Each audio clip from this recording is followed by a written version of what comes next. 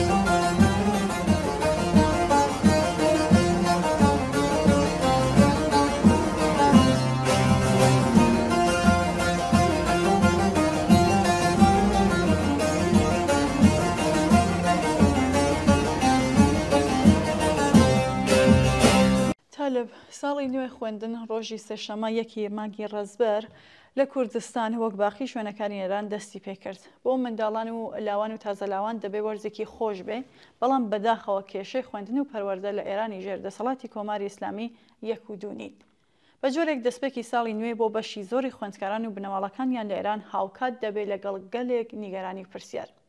جارێ پرسی دامەزراندنی فەقێکانی حوزەی عەلمیە وەک مامۆستای مێژوو زانستە کۆمەڵایەتیەکان و ئەدەبیاتی فارسی سەر لە نوێ هاتووەتە ناو بەرنامەی کار. ساڵی ڕابردوو دامەزراندنی فەقێکان وەک کارناسان و وەک کارناس واتە کاردانەوەی زۆری بە دوای خۆیدا هاتبوو تالب دانانی دەرچوانی حوزە لە پێگەیەکدا کە زانست و شارەزایی پێویستیانە گرنگی زانستە کۆمەڵایەتیەکان و مێژوو زمان و ئەدەبیاتی فارسی کەم دەکاتەوە و متمانەی زانستی ئەو بوارانە لە ناوەڕۆکیشدا دەخاتە ژێر پرسیارەوە. بەڵێ بێگومان دانانی ئاخۆند معلم لە بڕی مامۆستایانی پسپۆر هەوڵێکی نوێنیە کۆماری ئیسلامی لە سەرەتایەتە سەرکاریەوە بە پێی پلانی شۆڕشی فەرهەنگی بە ناوی خۆی دەستی پێکرد بە دوورخستنەوە و پاکتاوکردنی مامۆستایان و معلمان و خوێندکارانی خەباتیێر و لە ژێر ناوی یەکگرتووی حەوزە و زانکۆ ژمارەیەکی زۆر ئاخۆندیان ئەو کاتیش وەک ئاخۆند معلم بە جێگای ئەوان ڕەوانەی ناوەندەکانی پەروەردەکرد. ڕژیم لە دژایەتی لەگەڵ بنەماکانی پەروەردەی زانستی هەر لەو کاتەوە هەوڵیدا خوراافە ئاینیەکان لە ژێر ناوی زانستدا بەسەر کتێبەکانی خوێندن و کەشوهەوای قوتابخانە و زانکۆکاندا بسەپێنێت. ئەلبەت دامەزراندنی ئەم فەقیەکانی دەرچووی حوزەکان لە فەرمانگە و دام و دەستگاکانی تریش بە ئامانجی کنترۆلکردن و هەوڵدان بۆ ئیسلامیکردنیان دیاردەکی نوێ نییە لە ساڵانی ڕابردوشدا هەروە بووە بەڵکو ساڵانێک کە تەنانەت لە وەزارەتەکانی وەک نەوت و پیشەسازی و کارەبا و ئەو دامەزراوانش کە سەرقەڵی کاروباری تەکنیکی بوون بەڕێوە چووە. بەڵام لە ماوەی 2 ساڵی ڕابردوودا و بە تایبەتی دوای ئاخێزەکانی بە فرامباری 96 و خەزەڵوەری 98 و لەم دوانەشدا شۆڕشی ژنجیان ئازادی پلانی دامەزراندنی فەقیەکان لە وەزارەتی پەروەردە بە ئەنقەز بە شێوەیەکی جددیتر زیاتر هاتوۆتە ئاراوە. بەڵێ هەر سەر ڕایوەش کۆماری ئیسلامی بەکارهێنانی هەزینەیەکی زۆر و ئەنجامدانی جنایەتێکی بێشوماریش لە پاڵیدا وەک کوشتنی ڕۆشنبیران و نووسەران و ئەشکەنجە زیندانی و دەرکردن و پاکتاوکردنی بەردەوامی معلمان و خوێندکاران لە هەوڵی 46 ساڵەی خۆیدا بۆ سەپاندنی فەرهەنگی ڕەزی و دواکەوتوانەی ئیسلامی بەسەر زانکۆ و قوتابخانەکان بە ئامانجی زاڵبوون بەسەریاندا لە ژێر ناوی یەکگرتووی حەوزە و زانکۆدا کە باسی لێکرا لەگەڵ گشت هینانەوە تو شکست و ناکامی بۆتەوە و ئاشکرایە کە ئاسۆ ڕوانگەی خوراافاتی فەرهەنگی سەدەی ناوەڕاستی ئەم چەشنە ناتوانێت بەر بە گەشە و پەرەسەندنی زانستە سروشتی و کۆمەڵایەتیەکان بگرێت کە لەسەر بنەمای واقع ئامادیەکانی کۆمەڵگا بەدەساتون. بۆیە بەرپرسانی ڕژیم دەزانن کە شکستیان هێناوە لەوەی کە نەوەکانی دوای شۆڕشی 57 بە گوێرەی ئەو فەرهەنگەی کە بە دڵیان بوو باری بهێنن. کاربەدەستانی ڕژیم تەنانەت دان بەوە دادەنن کە بیرروباوەڕی ئاینی لە کۆمەڵگاشدا ڕۆژ لە دوای ڕۆژ لاوااستر و مزگەوت و حسێنیەکان هەر ڕۆژ زیاتر چۆڵ و کەمڕانوەختر دەبن. بڵێ تا لە بجیە لەو خاڵانەی کە تۆ باست کرد خوێندکارانی کوردستان لە خوێندن بە زمانی دایکیش بێبەشکراون ئەوە لە حاڵێکدایەکە زانستی کۆمەڵناسی و دەرووناسی ئەو ڕاستی سەرماندووەکە فێربوون و خوێندن بە زمانی دایکی هۆکارێکی جددیە لە گەشەکردنی زێهنی و فێربوونی منداڵان و بە فەرمینان ناسینی ئەم مافە دەبێتە هۆی زیان و سەدەمە و گیر و گرفت لە بواری کۆمەڵایەتی فەرهەنگی و گەشە و هەڵدانی منداڵاندا.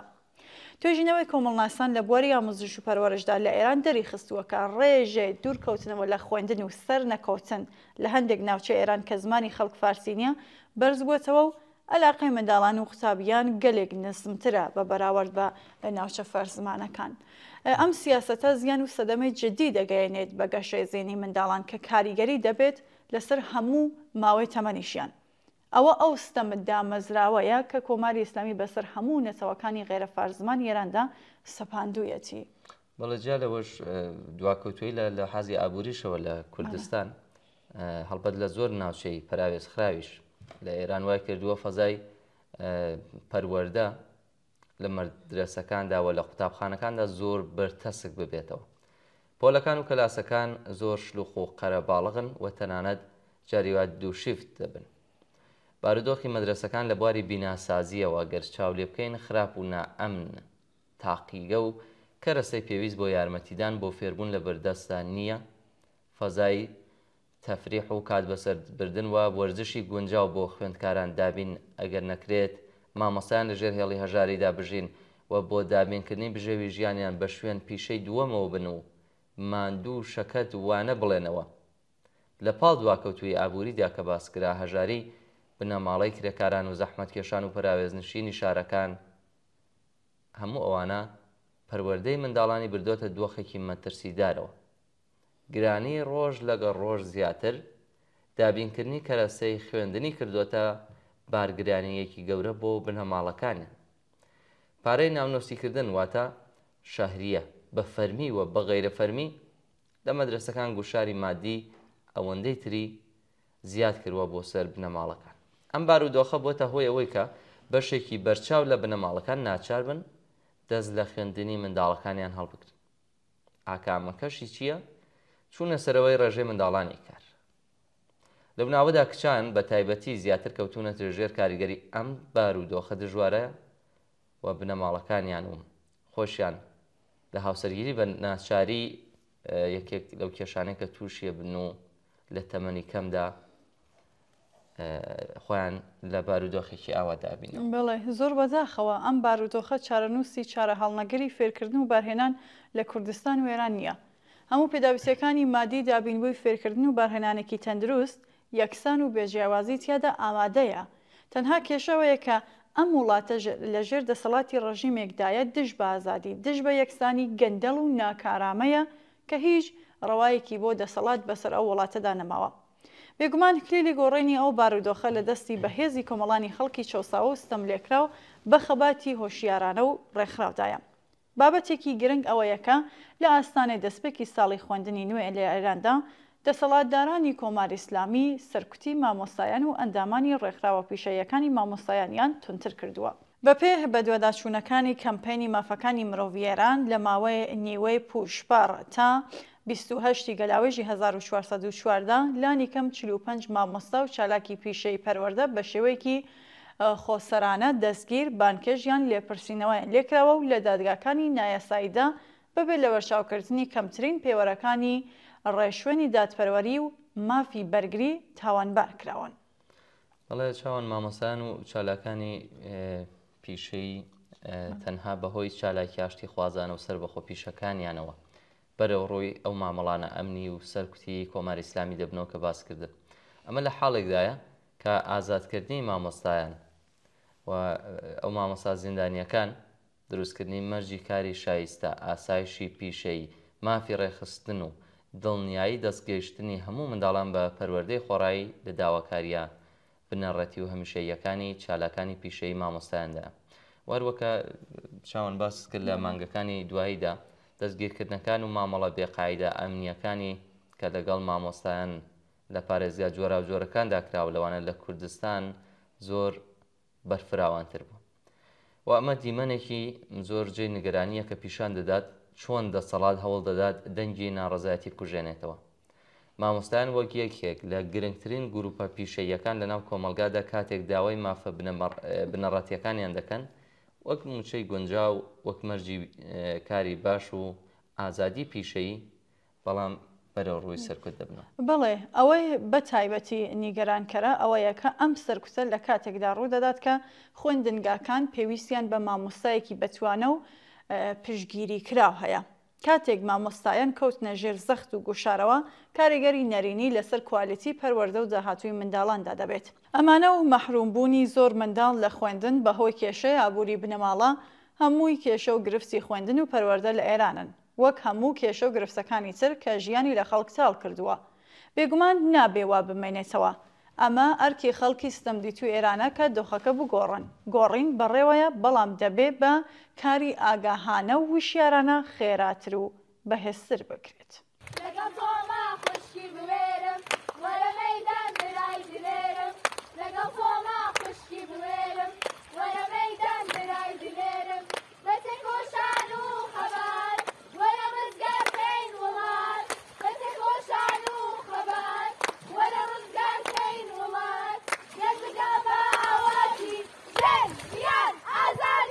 چاوان چینە لای نامەی بینەرانی خۆشەویستمان کە بۆیان نردوین یەکەمین نامەمان لە هاوڕێ نەستەرەنەکە لە نووسراوەیەکدا بۆی نووسیوین لەوێدا ئاوڕێک لە کارزاری سێشەمەکانی نابۆ ئەعدامەداتەوە دەڵێت کە 3 ساڵ لە دەستپێکی بزوتنەوەی ژن ژیان ئازادی تێدەپەڕێت.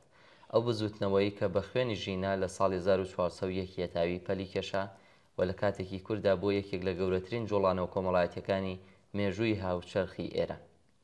3 ساڵ دوای ئەم بزوتنەوە گشتیە کۆماری ئیسلامی بە زیندان و شکنجە و ئێعدام هێشتا لە تۆڵەسەندنەوەی خوێناوی لە چالاکانی ئەم بزوتنەوەیەدا بەردەوامە. لەو کاتەوە تا بە ئەمڕۆ زیاتر لە 3175 کەس ئێعدام کراون. ئامارێک کە نەک تەنها سەرکوتی درندانە و پێشێلکردنی مافەکانی مرۆڤ نیشان دەدات بەڵکو بەڕوونی دەری دەخات کە حکوومەت مەبەستی ئەوەیە بە سیاسەتی تۆقااندن و لە ناوبردن دەنگی ئەم بزوتنەوە کۆمەڵایەتیە بکوژێنێتەوە و کپیکا و بێدەنگ. کارزاری سێشەمەکانی نابایعدام بە یادی ژینای ئەموینی و هەموو گیانبەختکردوانی بزوستنەوەی ژن ژیان ئازادی 86مین هەفتێ مانگرستنەکەی لە 52 زیندانی جیاوازدا بڕێوە بردووە. هاوڕێ نەستەران لە بەشێکی ئەتری نووسراوەکەیدا نووسیویەتی دوای ئاگربەستی شەڕی 12 ڕۆژە شەپۆلێکی نوێی لە سێدارەدانی زیندانیان لەلایەن کۆماری ئیسلامیەوە بە ئاماجی پێکهێنانی کەشوهەوای ترس و خۆف لە نێو خەڵکدا بەڕێوە چووە. لە هەلومەرجێکدا کە قەیرانی یابووری ڕژیم ڕۆژ لەگەڵ ڕۆژ قوڵتر بووەتەوە لە دۆخێکدا کە هەژاری و بێکاری ژیانی ملیۆنان کەس لە خەڵکی ئێرانی تاڵ کردووە لە کاتێکدا تێچووی بژیوی ژیان بەردەوام لە بەرزبوونەوە دایە و لانی کەمی هەغدەست 5 هێندە لە ژێرهێڵی هەژاریدایە، لە کاتێکدا پشڕانی بەردەوامی کارەبا و کەمی ئاو تەنگی بە ژیانی خەڵک هەڵچنیوە و هەروەها لە کاتێکدا مەترسی شەڕێکی وێرانکەری دیکە بەردەوام بەسەر سەری خەڵکدا دەسوڕێتەوە، وەڵامی ڕژیمی ئیسلامی بۆ ئەم دۆخە مەینەدبارەی کە بۆ خەڵکی دروست کردووە بریتیە لە پەرەپێدان بە یاعدامەکان لە ناو زیندانەکان و لە پێشچاوی خەڵک بۆ ڕێگریکردن لە ئەگەری سەرهەڵدانی هەر شەش ناخێز و ناڕزایەتیەکی جەماوەری. وەڵا لە درێژەی نووسینەکەیدا وە لە کۆتاییدا هەوڕێنە سەرەن دەڵێت کە بەڵام جەماوەری ستەم لێکراوی ئێران هیچ ڕێگایەکیان لە بەردەمدا نییە جگە لە ناڕزایەتی بەردەوام و یەکگرتوانە و ڕێکخراو لە دژی ڕژیم بۆ ڕزگارکردنی گیانی زیندانیانی سیاسی. نابێ ڕێگە بدرێت کۆماری ئیسلامی گیانی زیندانیانی سیاسی لە پێناو مانەوە و درێژەدان بە جینایەتەکانی خۆیدا وەک بارمتە بەکاربهێنێت. نابێ ڕێگە بدرێت کە ڕژیم بە وەڕێخستنی هەراهوریا و درۆودەلەسە و هەڵخراندنی هەستی خەڵک لە دژی کەسانی مەحکوم بە ئێعدام بە بیانووی ئەوەی کە کەسەکە بکوژ دەست درێژکار یان ئالوودەبووی مادە هۆشبەرەکانە ئاوا لە پاڵیدا هەموو زیندانیان بەو شێوەیە لە سێدارە بدات. دەبێ هەوڵ بدرێت شوێنی بەڕێوەچوونی یادامەکان لە زیندان و لە نێو خەڵکدا بکرێتە گۆڕەپانی ناڕەزایەتی لە دژی خۆت دێڕەژی. جەماوەری خەڵکی ئازادی خواز نابێ ببنە تەماشاگەری ئەستاندنی گیانی مرۆڤەکان لە گۆڕەپانی پڕ لە شەرمەزاری بەڕێوەچوونی یادامەکاندا لە نێو شەقامەکان. نابێ ڕێگە بدەن ڕژیم بێدەنگیەکان کاتە ئەمرازێک بۆ چاو ترسێنکردنی خۆیان و بەرەو پێشبردنی سیاسەتە دژە مرۆیەکانی خۆی. ناڕەزایەتی یەکگرتوانە و ڕێکخراوی جەماوەری خەڵک دەتوانێت کە ڕژیم بەکردەوە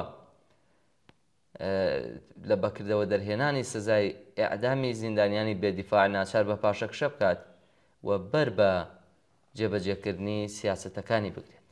بەڵێ زۆر سپاس بۆ هاوڕێنەستەران. ئەڕۆینە لای نامەیەکی تری بینەری خۆشەویستمان کاک فەرەیدون. کاک فەرەیدون لە نامەیەکدا باسی ڕووداوەکانی وڵاتی نێپاڵ ئەکات و دەڵێ لە نێپاڵ هەرچەندە حکوومەت لە کەمتر لە 24 کاتژمێردا ڕووخا بەڵام شۆڕشێکی کۆمەڵایەتی بە تەواوەتی ڕووی نەدا. لە نێپاڵ گەنجان لە ناکاو هاتنە سەر شەقامەکان ماندوو بوون لە نایەکسانی و گەندەڵی لە حکوومەت و سیستمی زاڵ.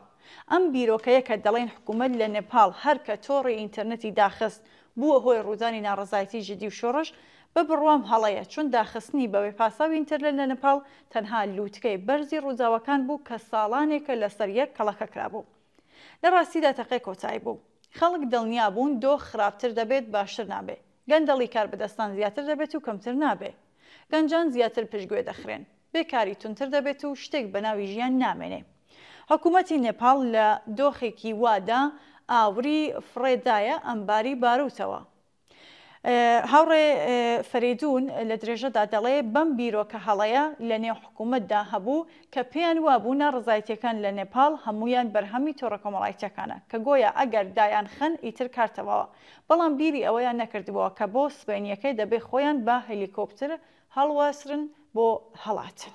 وەڵا چاوان ڕەنگە حکوومەت ئینتەرنێتیشی فیلتەر نەکردایە ئاوا شۆڕشێکی ناڕزایی گەنجان هەر ڕووی بدایە لە وڵاتە، چونکە تەنها چەند مانگ دواتر هۆکارە سەرەکیەکەشی چی بوو ئەوەی کە نمونەی نێپاڵ پیشانی دەدات کە تەکنۆلۆژیا تەنیا ئامرازێکە نەک هۆکارێکی بنەڕەتی بۆ ئەمە. ناڕەزایەتیەکان لە ستەم و نایەکسانی گەندەڵی ئابووری و سیاسی سەرچاوە دەگرن و داخستنی ئینتەرنێت لە نێپاڵ تەنها دەرفەتێکی کۆتایی بوو بۆ تەقینەوەی ئەو ڕق و تووڕەیە کۆمەڵایەتیە کە ساڵانێک بوو کۆبوو بۆ و لەسەر یەک کەڵەکە بوو. ئەمە خاڵێکی گرنگە بۆ تێگەشتنی ئەوەی کە چۆن جەماوەر دەجوڵێن کە زۆر جار دەسەڵاتی خۆسەپێنەر ناتوانێت بیخوێنێتەوە و لە گۆڕانکاریەکاندا لێیان تێبگات. وا بیرەکەنەوە بە ڕێگای تا ئێستان دەتوان درێژەی دەسەڵاتیان بپارێزن. کاتێک لە کۆبوونەوە نهێنیەکاندا بە یەکتر دەڵێن ئەم خەڵکە چی تێتەکەن. بەڵێ کاتێک دەنگی ناڕەزایەتیەکان نابیستن عاقیبەتیان وای لێ دێت، پێیان وایە ئەم خەڵکە هیچ نازانێ و هیچ سێ ناگات و دەڵێت بەڵام پرسیارێکی گرنگ هەیە، ئەگەری هەیە لە ئێرانیشدا ئەم شتە ڕوو بدات؟ بەڵێ پرسیارێکی گرنگە، بەڵام دۆخەکە جیاوازە تالب. نەک تەنها ئێران هەموو حکوومەتەکانی جیهان دەبێت خۆیان لە بەرامبەر ئەم جۆرە گۆڕانکاریانەدا ببینن. خێرایی گۆڕانکاریەکان هێندە زیادی کردووەکە دەردەخات ڕێگای تا ئێستایان ینی پشبەستن بە هێزی ئەمنی و چەکدارەکان کاریگەریان نییە و ناتوانێت بۆ درێژماوە بەر بە تەقینەوەی ڕق و تۆڕەی جەماوەری ناڕازی بگرێت. دەسەڵاتی خۆسەپێنەر ناتوانن لە خێرایی و سروشتی گۆڕانکاریەکانی سەردەمی ئێستا تێبگەن. ڕووداوەکانی نێپاڵ پیشانیاندا کە پشبەستن بە کۆنتڕۆڵی زانیارییان هێزی سەربازی تەنها دەتوانێت کات بدات، بەڵام ناتوانێت ڕێگا بۆ بە سەقامگیری دڵخوازی دەسەڵات. سەبارەت بە ئەگەری ڕوودانی شتی هاوشێوە لە ئێراندا چەند فاکتەری جیاواز هەیە کە دەبێت لە بەرچاو بگیردرێت. پوڵایی ڕێکخراوەکانی ئەمنی و کۆنتڕۆڵی کۆمەڵایەتی لە ئێران و مێژووی درێژە بەرەنگاری لە بەرامبەر گۆڕانکاریدا. دووهەم پێکاتەی جۆراوجۆری کۆمەڵایەتی ئێران. ئەوەی لە نێپاڵ بینیمان ئەوە بووکە لە ساتێکدا خەڵک بڕیاریاندا کە بەسە و هیچ هێزێک نەیانتوانی ڕێگەیان بگرێت. ئەمە هوانێکی گرنگە بۆ هەموو حکوومەتانەی وا بیردەکەنەوە بە داخستنی تۆڕی ئینتەرنێت دەتوانن ماوە بە تەمەنیان زیاد بکەن، بەڵام تەنها یارمەتی خێرایی گۆڕانکاریەکان دەدەن. حکومڕانانی کە وا بیردەکەنەوە بە زیندانیکردنی کەسانی بیرمەند ئەگەری لە ناوبردنی بیری دژی خۆیان هەیە تەنها ئاگر لە بارود نزیک دەکەنەوە. بەڵەوە خاڵێکی زۆر گرنگەوەیە کاتێک خەڵک سەبارەت بە باشتربوونی بارودۆخ بێ ئومێد دەبن کاتێکە قبول دەکەن. ئەگەری ئەوە هەیە کە بەیانی ڕۆژ دۆخەکەیان لە ئەمڕۆ خراپتر بێت، کاتێک کەس بۆ دەکەن کە حاکمیت نایان بینێت و بیر لەوە دەکەنەوە کە لە بێکاریدا دەست و پێ لێدەن ئەو کات تەواو دەبنە کۆمەلگای نێپاڵی و تەنها چاوەڕێی بیانوویەک دەکەن. وەقسەکە ئەوە نییە کە هەر لە بەیانیەوە دۆخی ئابووری خەڵکی نێپاڵ باشتر دەبێت، بەڵام ئەوە ڕوونەکە حاکمیەتی داهاتوو پێویستە وەڵام بداتەوە، پێویستی ڕێگری لە تەبعیز و نابەرابەری بکات، دەبێت گەنجان ببینێت و بە دڵنیاییەوە ڕێگاکە هێواش هێواش بەرەو باشتربوون دەڕوات. دوجار کاتێک خەڵک هیوان بە باشبوونی دۆخ نەماوە هەز دەکەن سیستمەکە نیان بینێت و ئەو کات بەڕاستی چاوەڕێی بیانوویەک دەبن بە تەنیا. ئەمە شتێکە کە لە زۆر کۆمەلگادا دەیبینین کاتێک خەڵک باوەڕیان وایە کە سیستمەکە نایەکسانەوە توانایی گۆڕانیشی نییە، یەکەم شتێکی بچووک دەتوانێت ببێتە هەڵچوونێکی گەورە. بەڵام گرنگیشەوە بزانین کە ڕێگای دەربازبوون زۆر جار ئاڵۆز و درێژخاینەوە و هەمیشە وەک نێپاڵ نییە. تەنانەت لە نێپاڵیش کۆتایی هاتنی حکوومەتێک دەستپێکی ڕێگایەکە، بەڵام ئەویش کۆتایی نییە. ڕەنگە بۆیە گرنگە ئەوەیە کە سیستمی نێ بتوانێت بنیادەکانی دادپەروەری و پشتگیری لە هەموو بەشەکانی کۆمەلگادا دابمەزجێنێت. وانە بێ مێژوو و پیشانی داوەکە لە کۆتاییدا بەرەو ڕووی هەمان چارە نووس دەبنەوە کە حکوومەتی پێشخۆیان تووشی بووە، کەوایە بە ئەم وانە دووپاتکەینەوە. گۆڕانکاری ناکرێت بە هێزی سەرکوت بوەستێنرێت کاتێک بنەماکانی عەداڵەت و کەرامەتی مرۆڤانە پێشێل دەکرێت، بەڵام وا باشە حکومڕانانی ئەم وڵاتانی کە ئەم وانە وەرناگرن و هێشتا سوورن بە ڕێگای تا ئێستایان حکومڕانی بکەن، ڕێگاکانی هەڵواسین بە هەلیکۆپتەر فێر ببن و مەشقی پێ بکەن.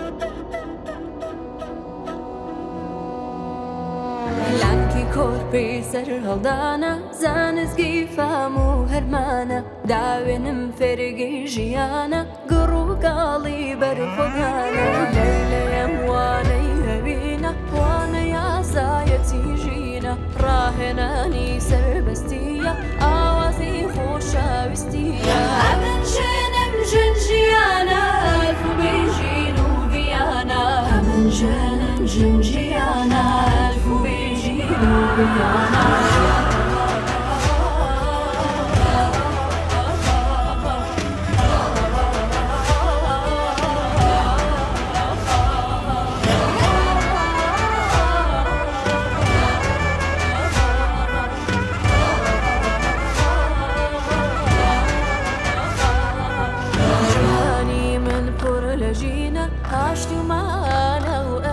رنگینە خواژنی ئاوین و ئاشتیم جیهانم هەرە رنگینە لەشی لێگانی خۆشیندەم بەداماری ئەم جیهانە داوێنم تاژی لە بۆنی فەلسەفەی گوڵی ژیانە ئەمن ژنم ژن ژیانە ئەلفوبێ ژین و ڤیانە ئەمن ژنم ژن ژیانە ئەلفوبێ ژین و ڤیانە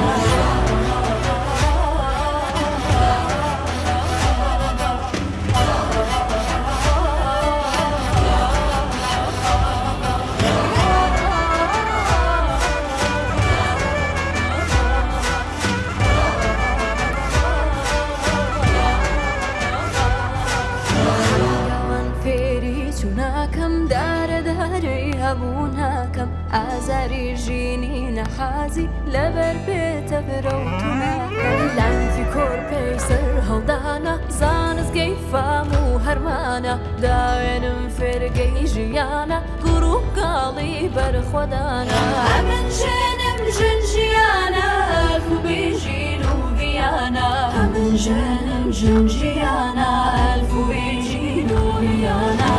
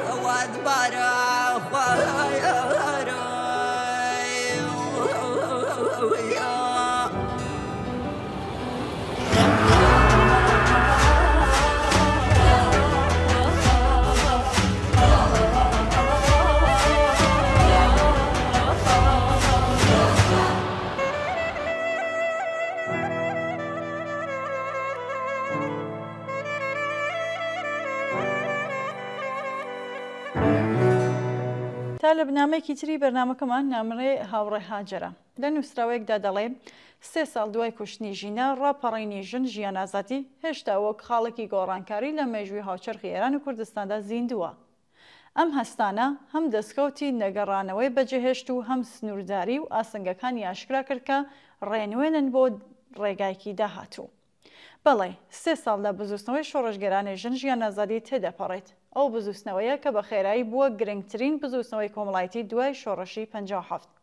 ئەم هەستانە لە سەرچاوە لە ئاستی ناڕزایەتی لە حجابی زۆرم لێ تێپەڕی و بووە شانۆیەک بۆ بەڕێوەپێشچوونەوەی واتە بەرەوپێشچوونی ڕاستەوخۆ لەگەڵ تەواوی دەسەڵاتی کۆماری ئیسلامی. کوژرانی ژینا وەک شرپەیەک بوو، بەڵام بووە ئاگرێکی بڵێسەدار کە ڕیشەی لە ساڵانێک ستەم و بێمافی سەپاندنی هەژاری و دەستەنگی و دەستدرێژی و سەرکوت بوو. بارودۆخێکە کۆمەڵگای خست بووە حاڵەتی تەقینەوەی شۆڕژگەرانە. بەڵام هاوڕێ هاجر لە درێژە بەنامەکەیدا باز دەواکات کە یەکێک لە تایبەتمەندیە دەرکەوتوەکانی ئەم بزوتنەوەیە پێشنگاتی ژنان بوتیایدا. ژنان بەلابردنی حجاب کە هێمای سەرەکی دەسەڵاتی کۆماری ئیسلامی بوو بردیانە ژێر پرسیار و ئەم پەیامەیان بە کۆمەڵگاگەیان کە سەرکوتیە ڕاگەزی تەنها کێشەیەکی تاگەکەسیان کولتوری نیە بەڵکو بەشێکە لە سیستمێکی چینایەتی و سیاسی کە دەبێت بە تەواوی کۆتایی پێبێت. بۆیە بزوتنەوەی ژینا بووە خاڵی بەستنەوەی نێوان کێشەی ژن، کێشەی نەتەوەیی و کێشەی چینایەتی. بۆیە توانی بە دروشمی ژن ژیان ئازادی واتە و تێگەشتنی کۆمەڵایەتی یەکی فراوان بکات. هەڵاوسانی درێژخایەن و بێوێنە لەبارەی ئابووریەوە هاتنە خوارەوەی بەردەوامی بەهای هەڵدەست و داهاتەکان خصوصی سازی و بەخشینی پیشەسازیەکان بە دامەزراوە سەربازیەکان، پەرەسەندنی گرێبەستە کاتیەکان، کرێکاران و چینی کەم داهاتی خستە بووە بارودۆخێکی زۆر دژوارەوە. بزوتنەوەی ژینا لە ڕاستیدا پێکەوە گرسانی دژواری ئابووری، سەرکوتی سیاسی و دەسەڵاتی ئایدۆلۆژی. کوردستان جارێکی دیکە بووە ناوەندی سەرەکی بەرەنگاری. لە کوشتنی شوانە قادری لە ساڵی 1384ەوە تا مانگرتنە گشتیەکانی 97 مێژووی هاوچەرخی کوردستان پڕە لە ساتەوەختانێک کە خەڵک سەرەڕای سەرکوتی خوێناوی ڕێگەی بەرەنگاریان بەردەوام بووە. لە ساڵی 1401دا کوردستان نەک تەنها لە ڕووی جۆگرافیەوە بەڵکو لە ڕووی سیاسی و هێماییەوە بووەتە ناوەند و بووەتە نمونەیەک بۆ ناوچەکانی تری ئێران. دروشمی ژن ئازادی توانی لە تەواوی ئێراندا دەنگ بداتەوە و ببێتە دروشمی نەتەوەیی و چینایەتی. ئەمە ئەوەی نیشاندا کە بە پێچەوانەی هەوڵی حکوومەت و هێزە ناسیۆنالیستیە ئێرانی بۆ سنووردارکردنی کێشەی کورد بۆ ئاستینەتەوەی، بەڵام ستەمی نەتەوەی لە کوردستاندا بە شێوەیەکی بنەڕەتی لەگەڵ ستەمی چینایەتی و ڕەگەزی گرێ خوارد. بەڵێ لەگەڵەوەشدا بزوتنەوەی ژینە لە تەنیشت دەستکەوتەکانی گرفتی خۆشی هەبوو. گرنگترین لەو گرفتانە چی بوو؟ نەبوونی ڕێخستن. ئەم لاوازیە وایە کە ڕژیم بتوانێت بە تێکەڵەیەک لە سەرکوتی تون دەستگیرکردنی بەرفراوان و شەڕی دەرونی بزوتنەوەکە سەرکوت بکات. ئەگەر ئەم پەیوەندیە دامەزرابایە، ئەگەری پێکاتنی دەسەڵاتێکی دوگانە هەبوو، دۆخێک کە تیایدا حکوومەتی فەرمی لەگەڵ دەسەڵاتێکی خەڵکی لە خوارەوە ڕوبەڕووی یەک دەبوونەوە. خاڵێکی دیکە ڕۆڵی ئۆپۆزیسیۆنی بۆرژوایی بوو. پاشایەتی خوازەکان هەوڵیاندا دروشمی سەرەکی بزوتنەوەکە بە ڕەوایەتی پیاوسالارانە و نەتەوە پەرستانەکان بەلاڕێدا ببەن. لیبراڵەکان جەخت لە گواستنەوەی ئاشتی خوازانە و پاراستنی پێکاتەکانی هەبوو و جەختی لەسەرەوە کردەوە، لە باشترین حاڵەتیشدا هەر قسەی لە گۆڕینی دەسەڵات دەکرد. حەزبە ناسیۆنالیستەکان جارێکی دیکە هیوایان بە دەستێوەردانی دەسەڵاتە دەرەکیەکان بەست. هەموو ئەم ڕەوتانە لە یەک شتدا هاوبەش بوون: بێهیمەتکردنی داواکاری ڕاستەقینەکانی کرێکاران، ژنان و گەنجان. بۆ ئەوان گرنگ ئەوە بوو سیستمی سیاسی بگۆڕدرێت، بەڵام سیستمی ئابووری و پەیوەندیەکانی سەرمایەداری هەر بە پێوە بمێنێتەوە. لە بەرامبەردا بزوتنەوەی ژینە ئەوەی نیشاندا کە بەبێ بینینێکی پێشەنگ و ڕادیکاڵ، بەبێ دڵنیایی یەکسانی تەواوی نەتەوەی و ڕەگەزی، هیچ گۆڕانکاریەکی ڕاستەقینە و ڕیشەیی ممکن نابێت. ئێستا 3 ساڵ دوای دەستپێکی بزوتنەوەی ژینە بارودۆخ زۆر ئاڵۆزتر بووە. کۆماری ئیسلامی بە شڕسەرکردنی سەرکوت هەڵدەدات کۆنترۆڵی لە دەستچووەکەی بگەڕێنێتەوە، بەڵام قەیرانی ئابووری قوڵتر بووە، ناڕزایەتی گشتی بەربەڵاوتر بووە و کۆمەڵگا زیاتر لە هەر کاتێکی دیکە ئامادەی تەخینەوەیە. پرسیارە سەرەکیەکە ئەوەیە کە ئایا ئاخێزێکی دیکە ڕوو دەدات یان نا؟ وەڵامی ئەم پرسیارە دەگەڕێتەوە بۆ ئەرکەکانی ئەمڕۆمان: دروستکردن و بەهێزکردنی ڕێکخراوەکانی ئیرادەی خەڵک، پێکهاتانێک کە بتوانن لە ساتی هەستاندا شقام و مانگرتن بە یەکەوە ببەستنەوە و سەرکردایەتیەکی خەڵک و گشتگیر دروست بکەن. تەنها لەو جۆرە بارودۆخەدا دروشمی ژن ژیان ئازادی دەتوانێت لە ئاعترازەوە بکرێ بە بەرنامەیەکی سیاسی بۆ ڕزگاری، بەرنامەیەکە تەنها ژنان بەڵکو نەک تەنها ژنان بەڵکو تەواوی خەڵکی کرێکار و زەحمەتکێش و نەتەوەستەم لێکراوەکان ئێران بگەێنێت بە ڕزگاری. بزوتنەوەی ژینە ئەوەی نیشاندا کە کۆماری ئیسلامی چیتر ناتوانێت مەشروعیەتی خۆی بەدەستبێنێ. ئەم سیستمە ڕەنگە هێشتا بەسەرکوت و تونند و تیژی بتوانێت بە شێوەی کاتی خۆی ڕابگرێ، بەڵام لە نێو کۆمەڵگادا ئیتر پەرتەوازە بووە. داهاتوو سەر بە ئەو هێزەیە کە بتوانێت ئەم پەرتەوازە بوونە بکات بە دەسەڵاتێکی خەڵکی. ئێمە ئەمڕۆ لە بەردەم دەرفەتێکی مێژووی وەستاوین، یان بزوتنەوەکانی ناو ساحەی سیاسی ئێران جارێکی دیکە دەبنە قوربانی سەرکوت، یان ئەوەی بە ڕێخستنی شینایەتی و جەماوەری ڕێگای ڕاستەقینی ڕزگاری خۆش دەکەن. تا لە ناوبڕێک ببینین بیرەنانیشمان زیاتر لەمە ماندوو نەکەین. بینەوەلای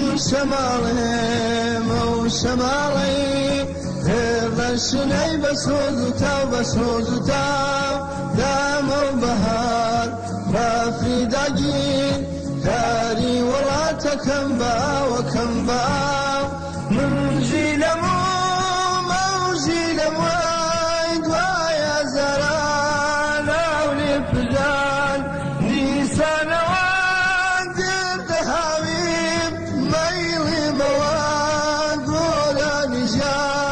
هەی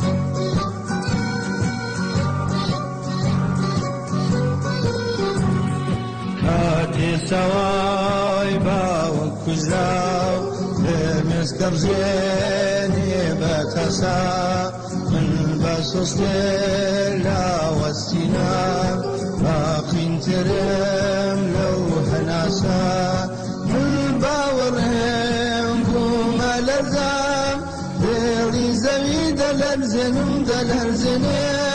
جێ و کەنان لا بندنم هەموو گیانە دەهاژێنم من ڕووناکی ئاسۆژێنم وەک تاوەڵێم بۆ ژێر دەسان من شوڕشی ماگرە سوورە کەی کوردستان ماگرە سوورە کەی کوردستان ماگرە سوورە کەی کوردستان ماگرە سوورە کەی کوردستان ماگرە سوورە کەی کوردستان. تالب نامەیەکی تری بەرنامەکەمان نامەی هاوڕێ فەرشیدە. هاوڕێ فەرشید لە نووسراوەیەکدا بەڕای خۆی بەنیازە وەڵامی ئەم پرسیارە بداتەوەکە بۆچی ئێستا شەقام چۆڵە. دەڵێت وا بە نەزەر ئەگات کە ئێرانی وڵاتی کێشە و ئاڵۆزیەکانە کە ئەمڕۆ زیاتر لە هەر کاتێک لەسەر ڕێگای گۆڕانکاریەکی گەورەدایە. لە مێژووی نزیکدا کاتی وا هەبوون کە خەڵکانێک توانیویانە چارەنووسی خۆیان بنووسنەوە و خەڵکی ئێرانیش چەند جار پێشانیان داوە کە دەتوانن لە ژێر قورسترین دەسەڵاتی زۆرداری هەستنەوە.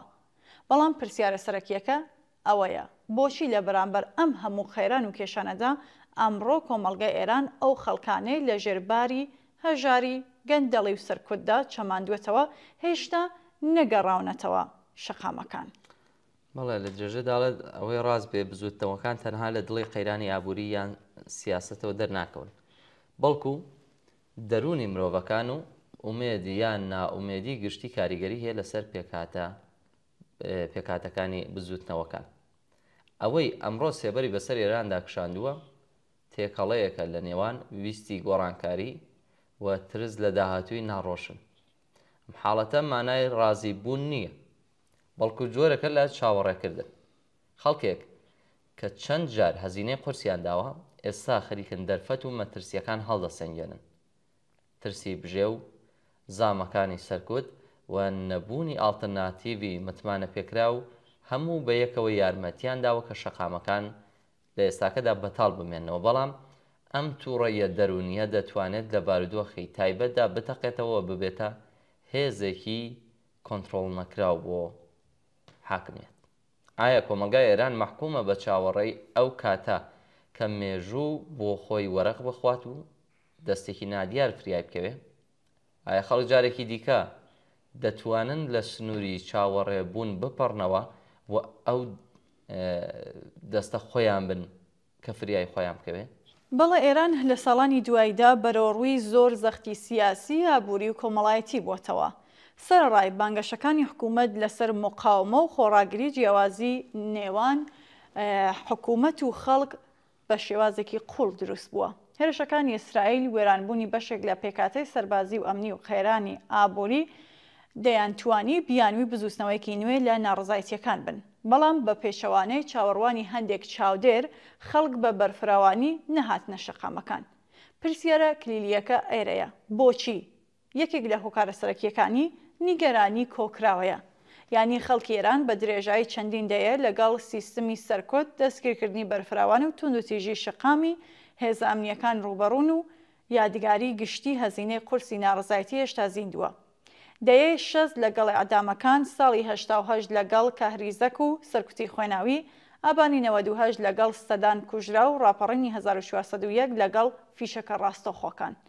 ئەم یادەوەریە مێژوویە بەبێ ئەوەی هەست پێ بکرێت کۆمەلگا دەگەینێتە جێگای کە دەبێ ڕاوەستێ و جارێکی دیکە چارێکی بۆ ببینێتەوە.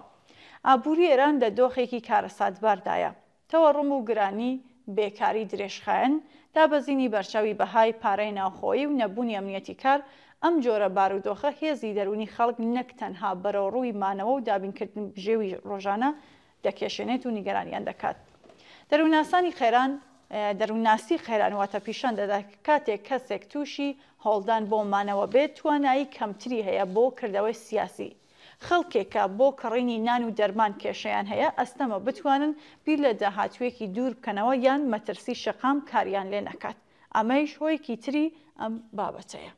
وەڵە کاک فەرشید لە هۆکارەکاندا لە درێژەی هۆکارەکاندا باز لەوە کاتوەڵی هۆیەکی تر دەتوانێت ئەوە بێت کە کۆمەلگای ئێران ئەزمموی تاڵی هەیە لە بەڵێنی شاکسازی.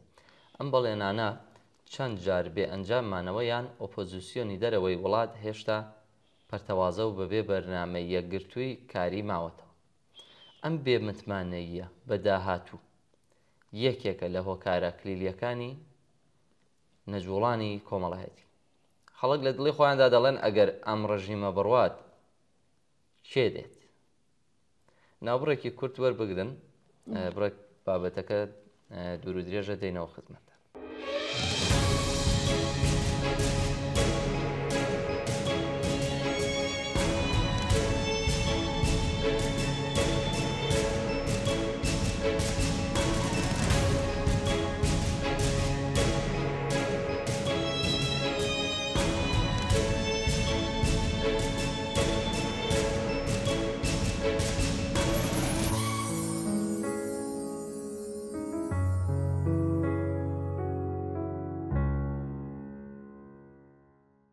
گۆڕانکاری تەنها ئەو کاتە دەکرێت کە کۆمەڵگا لە هەمان کاتدا لە دۆخی ئێستا ناڕازی بێت و متمانەی بەداهاتوو پەیدا بکات. لە ئێراندا بەشی دووەم هێشتا زۆر لاوازە. بزوستنەوەکانی تا ئێستا پیشانیان داوەکە کۆمەڵگە ئێران زۆر جۆراوجۆر و چەند دەنگە. قوتابی، کرێکار، مامۆستا، ژن، نەتەوەکان و کەمینەکانی هەر یەکەیان نیگەرانی تایبەتی خۆیان هەیە.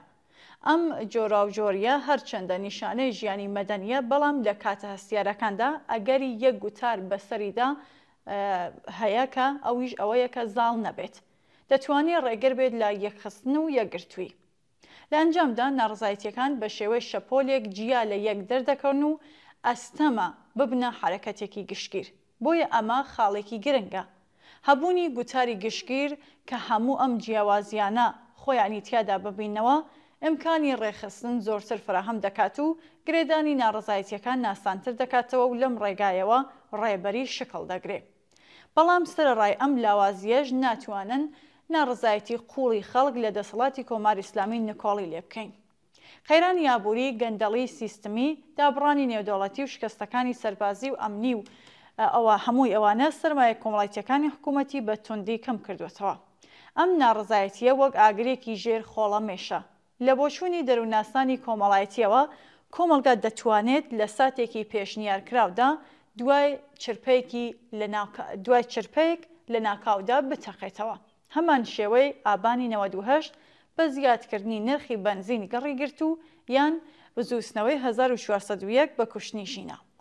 بەڵێ بۆیە سەرڕای ئەو لاوازیە ئەگەری ڕوودانی هەڵچوونێکی گشتگیر هێشتا هەیە بەڵام مەرجی بە ئەنجامگەشتنی نەکتەنیا بێزاری خەڵک بە حکوومەتە بەڵکو پێکهاتنی متمانە بەهێزی ئالتەرناتیڤ ڕێخستنی ژیرانەوە یەکگرتووی کۆمەڵایەتیە لە ڕێگەی گوتاری هاوبەشەوەکە دابین دەکرێت. و دەڵێت با لە ڕوانگەیەکی ترەوە باسی ئەم بابەتە بکەین. دەڵێت لە تەنیشت ئەم دۆخەدا گروپەکانی دیکە لە کۆمەڵگادا هەن کە دەتوانێت ببنە هێزی سێیەم. ئەو هەڵقە ناوەڕاستەی کە ناڕەزایەتیەکان دەبەسێتەوە بە بزوتنەوەی کۆمەڵایەتی. ژنان و گەنجان و زانکۆ و کرێکاران، مامۆستایان و هونەرمەندان و هیتر هەر یەکەیان توانایەکی تایبەتیان هەیە بۆ سازدانی تۆڕێکی بەرینی کۆمەڵایەتی. ژنان لە بزوتنەوەکانی دواییدا پێشەنگ. ئەزمموون 1401 پیشانیدا کە ژنان دەتوانن ببنە هێمای بەرەنگاری و گۆڕانکاری چونکە ژیانی ڕۆژانەیان بەڕاستەخۆی لەگەڵ سیاسەت و سەرکوت گرێدراوە. کۆمەلگای ئاکادمی و زانکۆییەکان هەڵگیری بیر و زمانی ڕەخنن. ئەوان دەتوانن ناڕەزاییە پەرتەوازەکان ڕێک بخەن و ئاسۆی داهاتوو بخەنە پێشچاو بۆ کۆمەلگا. کرێکاران و ماوسایانیش وەک بڕبڕای پشتی بژێوی کۆمەلگا هەر کاتێک هاتوونەتە مەیدان توانیویانە شەپۆلێکی گشتگیر دروست بکەن. ناڕەزایەتی درێژخایانیان لە حەقدەستە دواکەوتوەکانیان و مەرجی ببورن سەختی کار ئەگەری بەهێزن بۆ ئەوەی جڵەوی هەر حرەکەتێکی جەماوەری بەدەستەوە بگرن. هونەرمەندان بە دەنگی بەرزیان دەتوانن بە ناڕەزایی ناسنامەی کللتوری پێ ببەخشن. هونەر هەمیشە لە مێژووی ئێراندا ئامرازی دەربڕینی بێدەنگیان بووە کەوابوو ساحەی سیاسی ئێران دەبێ وەک ئۆرکێستێک چاولێ بکرێت کە هەر بزوتنەوەیەک بە هەماهەنگی لەگەڵ ئەوی تر ئیش دەکەن بۆ یەک مەبەست. ڕوخانی کۆماری ئیسلامی وە جێگیرکردنی دەسەڵاتێک کە بەرهەمەکەی ئازادی و بەرابەری و بەختەوەری ئینسانی تیاێت. بەڵێ پرسیارەکە ئەوەیە ئایا سەرکوت دەتوانێت ئەم بزوستنەوانە بخاتە بێدەنگی هەمیشەییان بە پێچەوانەوە؟ ئامڵێک دەبێت بۆ هەستانێکی نوێ. دەرووناسانی کۆمەڵایەتی پیشان دەدەن کە سەرکوتی چڕ ئەوەی وا ئێستا لە ئێران بەڕێوە دەچێت درەنگیان زوو دەگاتە خاڵی کوڵان. لە ئەم جۆرە بارودۆخەدا ڕێبەری کۆمەڵایەتی دەتوانێت ئاڵتەرناتیڤێکی نوێ بێ. تۆڕێک لە هێزە کۆمەڵایەتیەکان لە یەکتری تەواو دەکەن و متمانێک گشتی دووبارە دروستەکەنەوە. ئەزمموی مێژووی گەلان پیشانی داوەکە بێدەنگی درێژخایەن ناتوانێت هەتایە بەردەوام بێت. ئەزمموی نێپاڵ نمونەیەکی ڕوونە. خەڵکێکە ساڵان بە بێدەنگی ژیان لە گرنگترین خاڵی مێژوودا بڕیارێکیاندا و هاتنە شەقامەکان. ئەمڕۆژ ئێران لە دۆخێکی هاوشێوەدایە. دۆخی قەیران ئاوا ناتوانێت سابت بمێنێتەوە. هەر ڕۆژێک تێدەپەڕێت خەڵک بە پێست و ئێسک هەز دەکەن کە درێژەدانی ئەم دۆخە مەحاڵە. بەڵام لەبیر نەکەین ئێران بە پێچەوانەی زۆرێک لە وڵاتانی ئەوروپا ئەزمموی بەهێزی حەزبایەتی و ڕێکخراوی جەماوەری نییە. دەسەڵاتی سیاسی هەمیشە بە توندی لە دژی حەزبیکردن و ڕێخستنی کۆمەڵایەتی بوون و لە ئەمجاندا گۆڕانکاری کۆمەڵگای ئێران لە ئەزمموی دموکراتیکی دامەزرا و سەقامگیر بێبەشماوەتەوە. بەڵێ ئەم ئەزمونونەکەەوە باست گەشاون کە لە وڵاتی ئوروپایی هەیە لە وڵاتانی ئوروپایی وە لە ئێراندا ئەمە نەبووە وای کردووە کە خاڵک لە گرنگترین خاڵەکانی مێژوودا زیاتر بە شێوەی خۆبەخۆی کار بکەن لە جیاتیەوەی کاری ڕێکخرا و بەرنامەدار و لەژێر چەتری حیزبێکدا بیکەن. بەڵام یەک خاڵ کە ڕوونە ئەوەیە کە لە ئێراندا ڕووداوێکی سادە دەتوانێت هاوکێشەکان بگۆڕێت. ئەزمموی مان یابانی 98 بە زیادکردنی لە ناکاوی نرخی بنزین و هەستانی بزوتنەوەی 1401 بە کوژرانی ژینایی جوانەمەرگ پیشانیاندا کە کۆمەڵگای ئێران تەنانەت بەبێ سەرکردایەتی دیاریکراو دەتوانێت ببێتە هێزێکی گەورە بێتە شەقام و هێزی کۆمەڵاتی خۆی نیشان بدات. ئەمە هەمان ئەو خاڵەیە کە هێزی سێەم تیایدا دەردەکەوێت. ژنانێکە بە بێترز لە سەرکۆد ئاڵای ناڕەزایەتیان بەرزکردەوە، قوتابیانێکە زانکۆکانیان کردە سنگەری بەرەنگاری، کرێکارانێکە بە مانگرتنەکان دەنگی ناڕەزایی خۆیان بەرز کردەوە و هونەرمەندانێک کە بە زمانی کللتور لەگەڵ سیاست پەیوەندیان کرد لە چاکسازخوازی یان بنەماپەرستی تێدەپەڕن. ڕێگایەکی نوێیان کردوێتەوە. بزوتنەوەیەک بەبێ سەرکردایەتی تاکە کەسی بەڵام بە سەرکردایەتی کۆمەڵایەتی و شەبەکەی پێدێت. دوای ئەم قسانە پرسیارە بنەڕەتیەکە هەروە دەمێنێتەوە. ئاڵتەرناتیڤ چییە و ڕێگای تێپەڕین کام شوێنە؟ وەڵامی ئەم پرسیارە ناتوانن لە نوسخێکی ئامادە یان دیاریکردنی سەرکردەی نەجاتبەخش ئەوەی وا ئۆپۆزیسیۆنی پاشایەتی خوازیان مجاهدین بۆی تێدەکۆشن کە بیکەن بە بیرۆکە بدۆزینەوە. داهاتوو ئێران دەرەنجامی پرۆسەیەکی نێوخۆیی و چەندایەتیە کە لە دڵی خودی کۆمەلگاوە دەجوڵێت. پرۆسەیەک کە ئەگەر بە شێوەی ڕاست شکڵ بگرێت دەتوانێت بێدەنگی ئەمڕۆ بکاتە قیامی سبەی. بەڵام قیامێک بە ئامادەئی و بە بەرنامە بزانێت چی ناوێ و چی دەخاتە جێگەی. ڕاستیەکەی ئۆپۆزیسیۆنی بۆرژوازیش هەر لەسەر نەبوونی ئەزمموی خۆڕێخستن سەرمایەگوزاریەکات بۆیە چاوەڕوانی پەرە پێئەدەن تا فریاد ڕستێک بناسێنن. بەڵێ کۆمەلگای ئێران ساڵانێکە کە بە ئەزمموی شکستەکان سەرکوتەکان و تێچوە قورسەکان بە جۆرێک تووشی وەستان بوون، بەڵام هیچ گەلێک بۆ هەمیشە لە بەندی ترسدا نامێنێتەوە. ئومێد نەک بە دروشم بەڵکو بە ئەزمونە بچووک و دەستکەوتە بچووکەکانەوە دووبارە دروست دەبێتەوە. بە سەرکەوتنی بچووک و مەحەلی پیشەیی یان کولتوریەکان کە پیشان دەدەن گۆڕانکاری تەنانەت لە ڕەهەندە سنووردارەکانیشدا دەکرێت. ترس تەنها ئەو کاتە هێزەکەی لە دەست دەدات کە لە نێوان هەزاران کەسدا دابەش بکرێت و تاک بزانێت کە بە تەنیا نییە. ئەمە هەمان ئەو شوێنەیە کە ئازایەتی کۆمەڵایەتی جێگای ترسی تاکەکەسی دەگرێتەوە و ئێران ئەمڕۆ پێویستی بە ئاڵتەرناتیڤێکە کە نەک لە سەرشانی یەک کەس بەڵکو لە سەرشانی تۆڕێک لە کۆمەلگادا بنیاد نرابێت. ژنان، قوتابیان، کرێکاران، مامۆستایان و هونەرمەندان هەر یەکەیان دەتوانن کۆمەڵەیەک بن لەم ئاڵتەرناتیڤە. بۆیە هێزی ئەم جۆرە تۆڕە لە جۆراوجۆری و چەندەنگیەکەیدایە. بەڵام مەرجی مانەوەی ڕێککەوتنە و تەنیا ئازادی مانای گەیشتن بە عەداڵەتی کۆمەڵایەتی نییە. ئەگەر کۆمەلگا ئاگاییەکەی لەدەست بدات و تووشی ڕووداوەکان بکرێت لە چڕۆی زاڵبوونی ئیستبدادی نوێدا دووبارە دیل دەبێت. بەڵام ئەگەر بنەما کەمترینەکان وەک پەیوەندی هاوبەش قبول بکرێن پێکەوە وەک ئۆرکێستێک یەک ئاهەنگلێدەن، یعنی یەک گوتاری هاوبەش کە لە ئازادی بەرابەری و ژیانێکی بەختەوەرانە ڕنگ بداتەوە و جیاوازیەکان لەسەر داهاتووی ڕێگیر نابێت. بەڵێ مێژووی نزیکی ئێران پیشانی داوەکە گۆڕانکاریە گەورەکان زۆر جار بە چرپەیەک دەستی پێ دەکەن. هەڵەی حکوومەت ڕووزاوێکی لەناکاو و پێشبینی کراو یان بڕیارێکی هەڵەی ئابووری کۆمەڵایەتی دەتوانێت هەر کامە ئەو چرپەیە بێ. بەڵام جیاوازی نێوان تەقینەوەی کاتی و ڕاپەڕینی ئاگایانەی جەماوەری لە ئامادەیی و بوونی ئاڵتەرناتیڤێکی ڕێکخراودایە. ئەم ئامادەییە لە سێ چاوەڕدا کورد دەکرێتەوە.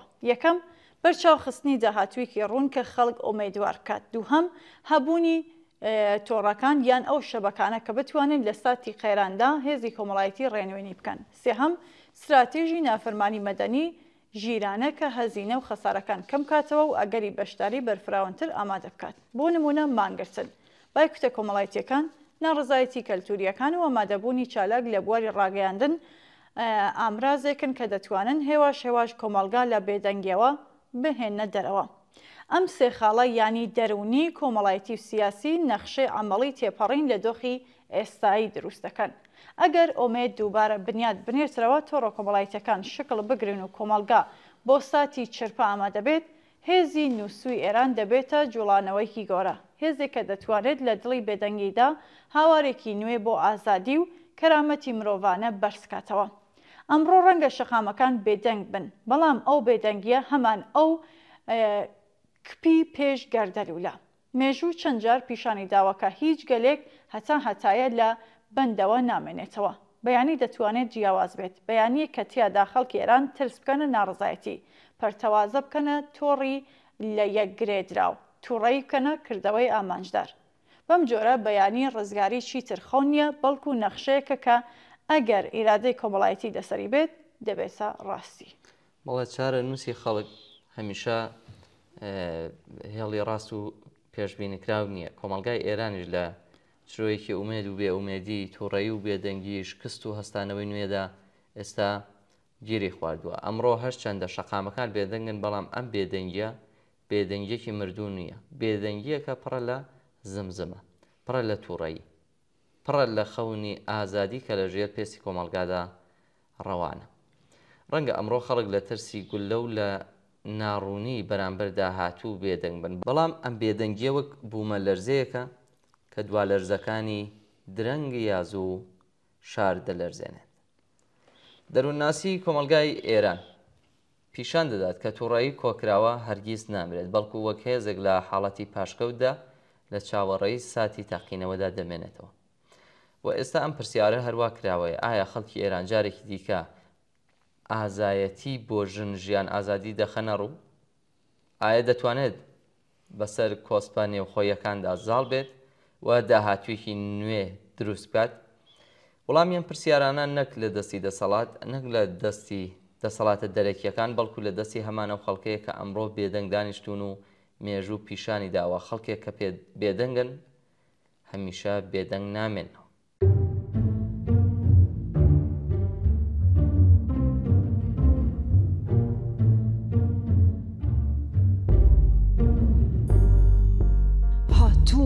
با فرم کا چون رو بر راجنم هاتوم برد فرم کا لسرو چون برویم هاتوم رگ فرم کا لکیو بگم دلی خاک هاتوم گل فرم کا شیر چون جوانه بی هاتوم الفرم کا تماشام چون بفرم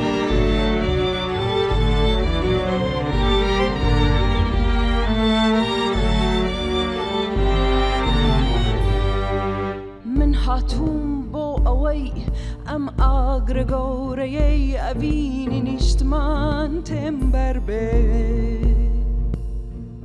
من لێرە لەناو ئەم ئەڤینە چڕەدا دڵنیام وەک ڕاستی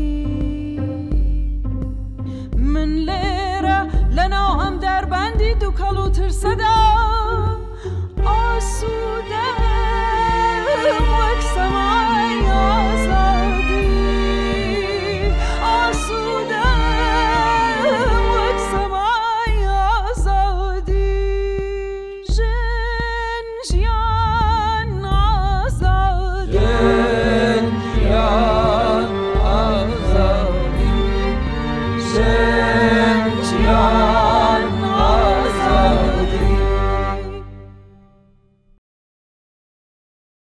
لە بینەرانی خۆشەویستی بەرنامەی ئەمە بینەران بەم شێوەی گەیشتینە کۆتایی بەرنامەکەمان. زۆر سپاس بۆ ئێوەی ئازیز بۆ بەشداریتان لە بەرنامەی خۆتاندا بە نامە و پەیامەکانتان. هیوادارین کە ناوڕۆکی بەرنامەکە جێی سەرنجی ئێوەی ئازیز بوو بێت و توانن کەڵکی پێویستی لێ وەربگرن. زۆر سپاس کە تاکو ئێستا بینەرمان بوون. چاوەڕێی هەرچی زیاتری نامە و ئیمەیلی ئێوەی خۆشەویستن بۆ هەرچی زیاتر ڕازانەوەی بەرنامەکەی خۆتان پەیوەندیمان پێوە بکەن و ڕاو بۆ چوونتان بێوان باس بکەن. زۆر سپاس ماڵەوە.